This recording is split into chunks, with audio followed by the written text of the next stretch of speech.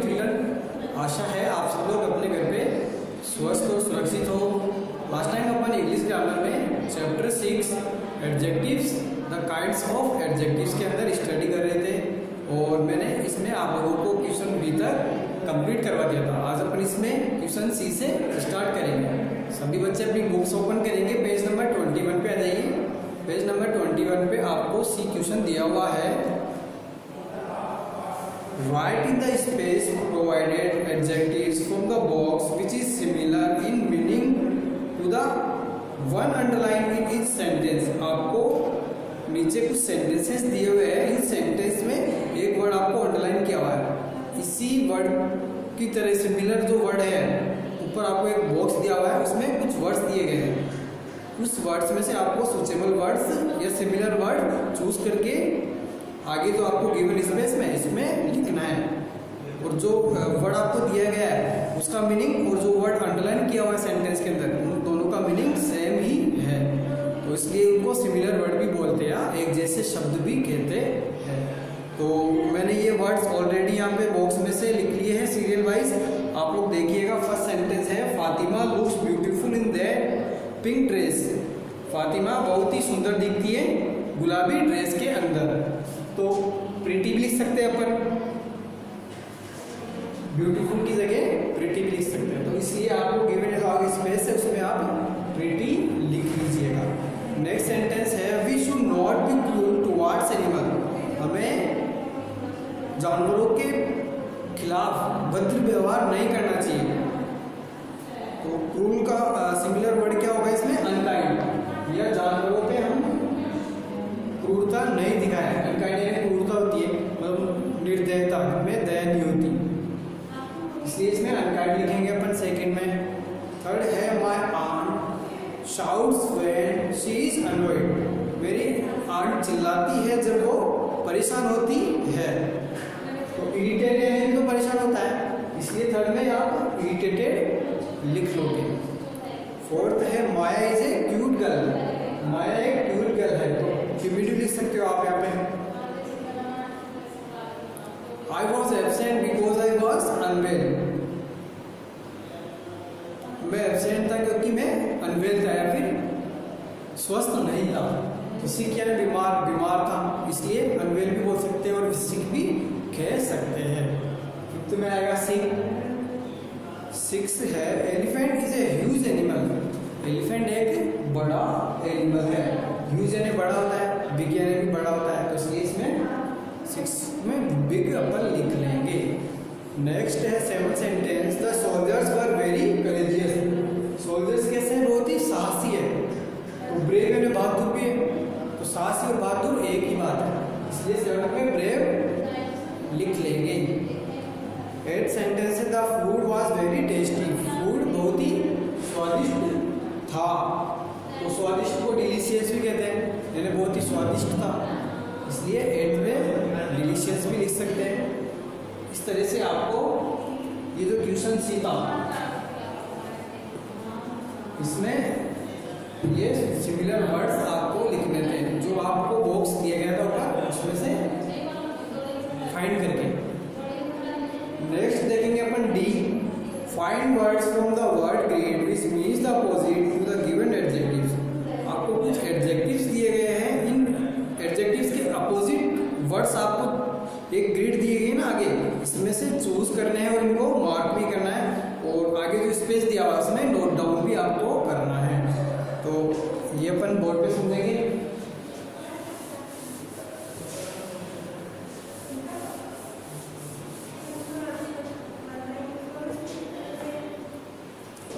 First दिया हुआ है लॉन्ग यानी लंबा, तो इसका अपोजिट हो जाएगा शॉर्ट।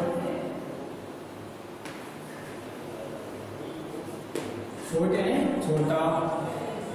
सेकंड है स्मॉल यानी छोटा। लार्ज यानी बड़ा।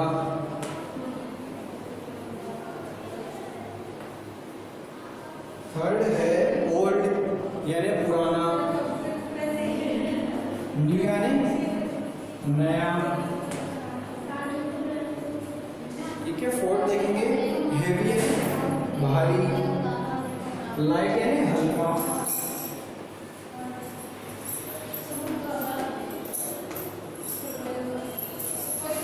फिफ्थ पुअर यानी गरीब,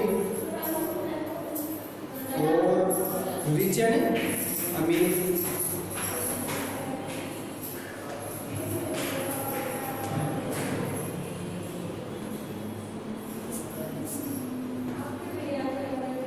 सिक्स्थ है प्रेजेंट। प्रेजेंट यानी उपस्थित होना, एब्सेंट यानी अनुपस्थित होना, उसमें देंगे एब्सेंट। ठीक है। सेवंथ है स्वीट यानी मीठा, बिटर यानी कड़वा।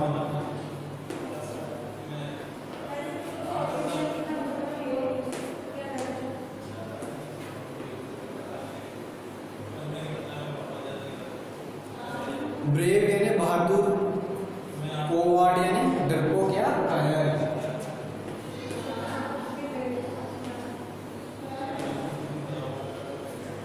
इस तरह से आपको ये डिवीजन कंप्लीट करना है।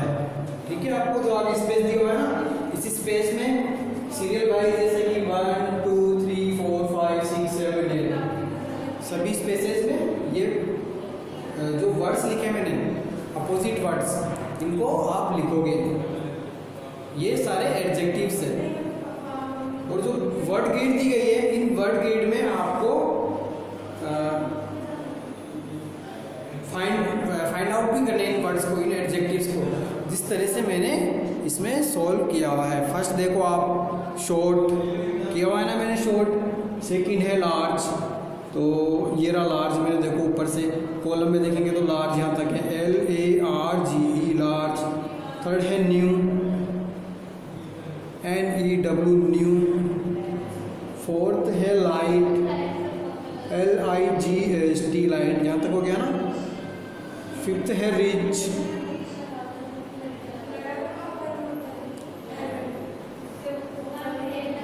RICH रिच, ये मिल गया यहाँ पे, देखिए आप। सिक्स है एब्सेंट, ABSENT एब्सेंट। इस तरह से आपको इस वर्ड ग्रिड में फाइंड करना है। Next bitter, BITTER bitter. Next coward, COWARD coward यानी कायर। इस तरह से इस वर्ड ग्रिड में आपको एडजेक्टिव्स को फाइंड आउट भी करना है। ठीक है। और यहाँ पे इनको लिखना भी है सीरियल वाइज। आगे अपन नेक्स्ट चैप्टर स्टार्ट करते हैं, the adverb, kinds of adverb. Chapter number 7 आज अपन स्टार्ट करते हैं।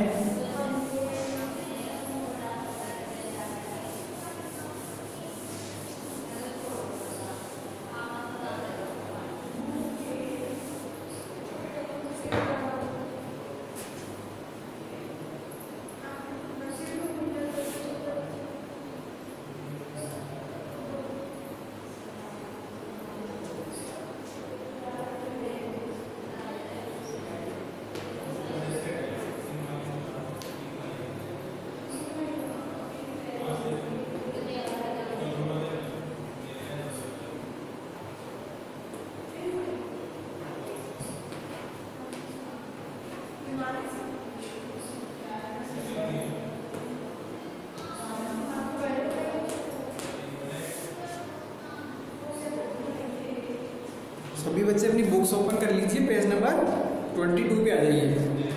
चैप्टर 7 है the adverb, kinds of adverbs. An adverb is a word that tells us more about a verb. Adverb एक ऐसा शब्द है जो हमें वर्ब के बारे में और भी कुछ बताता है। एन एडजेक्टिव और other adverbs in a sentence, एक एडजेक्टिव में या फिर अदर एडवर्ब में एक सेंटेंस के अंदर ये हमें बताता है। For example, the old lady walk slowly. अब इस सेंटेंस में आप देखोगे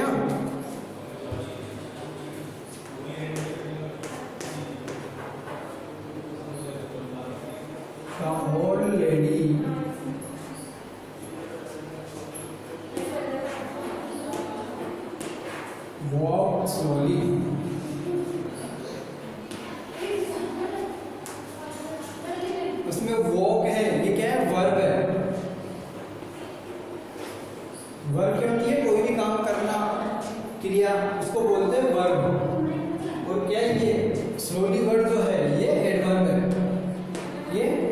बारे में आपको डिस्क्राइब करने वाले वर्ड्स होते हैं, इसलिए इनको एडवर्ब भी कहते हैं। स्लोली यानी धीरे से। The old lady walk slowly, दूसरी महिला धीरे से घूमती है, धीरे से घूमती है। तो इस तरह से जो वर्ब है वॉक, इसको एडवर्ब जो वर्ड है ये डिस्क्राइब करता है, कैसे घूमती है, धीरे से, स्लोली। ठीक है, नेक्स्ट देखेंगे the word slowly is an adverb. Word slowly है जो एक एडवर्ब है। And tell us more about the verb walk, और हमें वॉक जो वर्ब है इसके बारे में और भी ज़्यादा बताती है, किस तरह से, मतलब बहुत ही धीरे से वो घूमती है। These flowers are really beautiful। Second sentence है, ये जो फूल है बहुत ही ब्यूटीफुल है। रियली मैंने हकीकत में ब्यूटीफुल है। अब रियली जो वर्ड है ये डिस्क्राइब करता है किसको, ये एडवर्ब है ना रियली, और एडजेक्टिव क्या है यहाँ पे, ब्यूटीफुल। ब्यूटीफुल जो वर्ड है ये तो एडजेक्टिव है। एडजेक्टिव्स अभी अपन ने लास्ट चैप्टर में पढ़ा था ना, वो ऐसे वर्ड्स होते हैं जो हमें डिस्क्राइब करते हैं नाउन या प्रोनाउन को। और यहाँ पे नाउन प्रोनाउन क्या है, फ्लावर्स। फ्लावर्स के बारे में कौन बता रहा है, ब्यूटीफुल वर्ड बता रहा है, तो ये तो हो गया एडजेक्टिव। और एडवर्ब क्या हो गया, रियली यानी वास्तव में, हकीकत में। तो ये एडवर्ब हमें वर्ब या एडजेक्टिव दोनों के बारे में डिस्क्राइब करते हैं। जरूरी नहीं है कि वर्ब के बारे में डिस्क्राइब करें, ये एडजेक्टिव के बारे में भी हमें डिस्क्राइब कर सकते हैं। ठीक है, here the word really is the adverb and it is tell us more about the adjective beautiful। इस तरह से मैंने आपको बताया कि ये एडजेक्टिव ब्यूटीफुल के बारे में डिस्क्राइब करता है। कौन सा word, really. The lady spoke very softly, lady बहुत ही धीरे से या बहुत ही कोमलता से बोलती है या बोलती थी। तो इसमें जो वेरी वर्ड है ये तो एडवर्ब है, और सॉफ्टली ये भी एडवर्ब भी है। तो ये दोनों ही क्या होगी, एडवर्ब होगी। Here the word softly is an adverb and explain how an action was done और अबाउट द एडवर्ब सॉफ्टली। तो दोनों एक तरह से एडवर्ब हो गई, ये वर्ब के बारे में डिस्क्राइब कर रहे हैं दोनों वर्ड। वेरी यानी भी बहुत होता है, और सॉफ्टली यानी कोमलता से या शीलता से बोलना। ठीक है, इस तरह से ये आपको एडवर्ब के बारे में समझना है। एडवर्ब ऐसे वर्ड होते हैं जो हमें वर्ब के बारे में और भी कुछ बताते हैं, और भी कुछ जानकारी हमें देते हैं, इसलिए इनको क्या बोलते हैं, एडवर्ब्स कहते हैं। और एडवर्ब्स हमें वर्ब के बारे, वर्ड के अलावा जो ऐसे वर्ड्स भी होते हैं ना, जैसे कि एडजेक्टिव्स होते हैं, या नाउन या प्रोनाउन को डिस्क्राइब करने वाले जो वर्ड्स होते हैं, इनके बारे में भी हमें और कुछ डिफाइन करते हैं। इन वर्ड्स को भी एडवर्ब में काउंट करते हैं, एडवर्ब के अंदर लिखते हैं।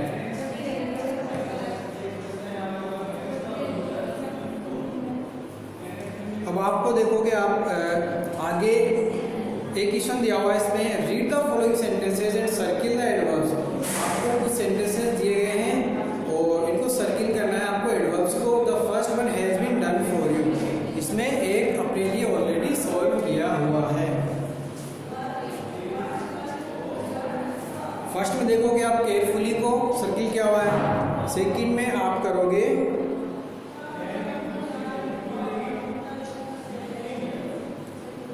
वेरी और लोनली, दोनों को करोगे क्योंकि ये दोनों ही एडवर्ब है।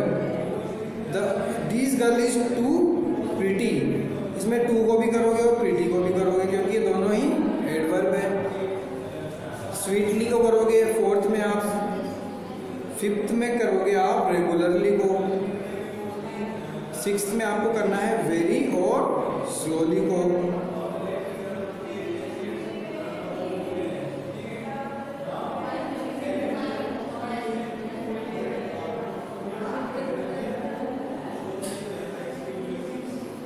सेवंथ में आप करोगे हेल्दी को, एट्थ में आप करोगे हार्डली को।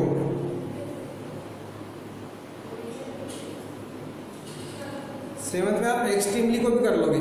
तो इस तरह से आपको ये एडवर्ब्स को इन सेंटेंस के अंदर सर्किल करना है। ये सभी क्या है, एडवर्ब्स है जो हमें वर्ब के बारे में डिफाइन करते हैं। ठीक है, और आपका आज का होमवर्क यही है कि आपको जो पिछले लास्ट चैप्टर 6 में मैंने आपको सी और डी क्वेश्चन करवाया था ना, वो दोनों क्वेश्चन, और आपको जो नेक्स्ट चैप्टर 7 इसमें एक क्वेश्चन, इन तीनों क्वेश्चंस को आप अपने बुक के अंदर कंप्लीट करोगे। तो आगे जो इस चैप्टर में अपन पढ़ेंगे वो नेक्स्ट क्लास में ही समझेंगे। आज के लिए इतना ही। Thank you very much.